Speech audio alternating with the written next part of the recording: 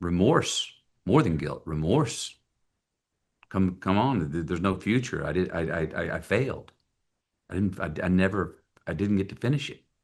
What should have been the most important thing to me, I failed. And I don't have another second chance. Bam!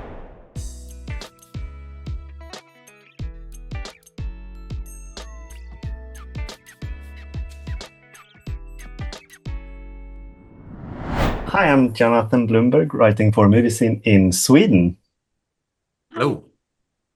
Hi. So I watched the movie yesterday, and I loved it. It was so powerful, and it broke my heart at moments. So just thank you for your both of your performances in it. You. Yeah. And I do apologize for having a really long question here, but I just can't let this moment pass me by because, Matthew, I've heard you talk about that you get to earn your moments, both in life and everything, of course, but in specifically when it comes to acting as well. And as a father myself, you kind of left me in tears on multiple occasions just watching those that scene in Interstellar when your son grows up, and I kind of had a moment like that in this movie as well, when you kind of stare into that blazing fire, and I imagine thinking about your son that is played by your son in this movie as well, and I was just thinking how you kind of feel like you earned those moments in those two movies here, and how that affected your Uh, way of portraying that. yeah. So in The Lost Bus, you know, the line is said, which Paul came up with, which is about fathers and sons. You know, Kevin says to Mary, I was too late as a son. Now I feel like I'm too late as a father. I had my second chance. I didn't take it. And now here where they are at the end of the line, the dead end with nowhere else to run. So in those times of surrender, remorse, more than guilt, remorse. Come on. There's no future. I failed. I never, I didn't get to finish it. What should have been the most important thing to me, I failed. And I don't have another second chance. Bam! Divinity gives another second chance through a fire, and they're off. And for the first time, you know, drive through hell. You want to get through hell, drive right down the throat of the dragon. And to come out to the other side, and maybe you'll make it, maybe you won't, and hopefully you get on the other side and find a blue sky, and you do get a second chance. Um, yeah, that's the relational place that I was, and similarly, we both were. I didn't find out that Mary had children that she had chosen not to go take care of when she got on the bus. I don't find that out till later on in our ride. Um, but yeah, that you know, to go to have places as an actor when we to have obstacles that are what about the safety of your children? And what about how do you stay alive? How do you survive? Those are, oh, to have that.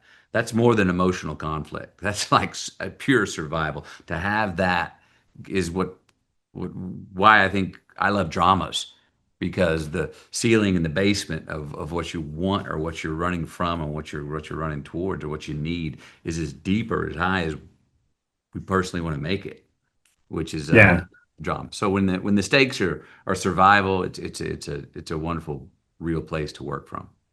yeah, I loved it. And for you, America, I know that you spoke with Mary about what she went through.